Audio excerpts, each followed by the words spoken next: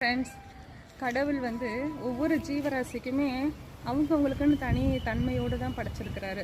ஒவ்வொரு ஜீவராசிக்குமே அதுக்குன்னு பண்பு இருக்குது, குணம் இருக்குது, இப்படி தனித்தன்மைகள் இருக்குது. மரம், செடி, கொடி, விலங்குகள், மனுஷன்களை எடுத்துக்கிட்டாலுமே அவங்கவுங்களுக்குன்னு தனித்தன்மை இருக்குது. எக்ஸாம்பிளுக்கு சொல்லணும் அப்படின்னா, இப்போது சிங்கம் வந்து காட்டில் வாழக்கூடிய விலங்கு இல்லையா, அதுக்குன்னு ஒரு தனித்தன்மை இருக்குது. அது வந்து காட்டுக்கே ராஜா, அது ஆளுமை தன்மை கொண்டது.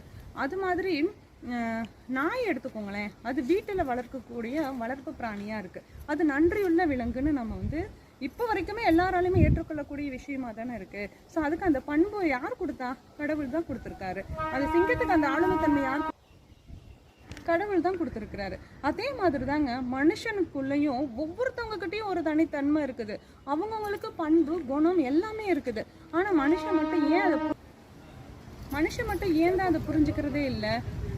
நம்மளுடைய திறமைகளை புரிஞ்சுக்கிட்டு நம்மளுடைய லைஃப்பில் நம்ம அதை வந்து செயல்பாட்டுக்கு கொண்டு வந்தாலே நம்மளுடைய வாழ்க்கை வந்து சிறப்பானதாக இருக்கும்.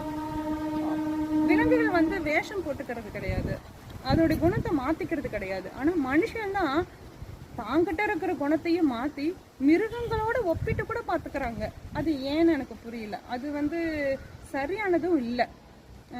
நம்மளுடைய மதிப்பை நம்மளே குறைச்சிக்கிற மாதிரி இருக்குது. நம்ம வந்து நம்மக்கிட்ட இருக்கக்கூடிய குணத்தோட, நம்மக்கிட்ட இருக்கக்கூடிய பண்பு, கடவுள் நமக்கு கொடுத்துருக்காரு.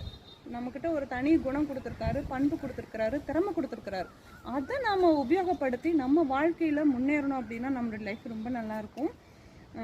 ஃப்ரெண்ட்ஸ், இது வந்து உங்களுக்கு யூஸ்ஃபுல்லாக இருக்கும்னு நினைக்கிறேன். பிடிச்சிருந்தா லைக் பண்ணுங்கள்.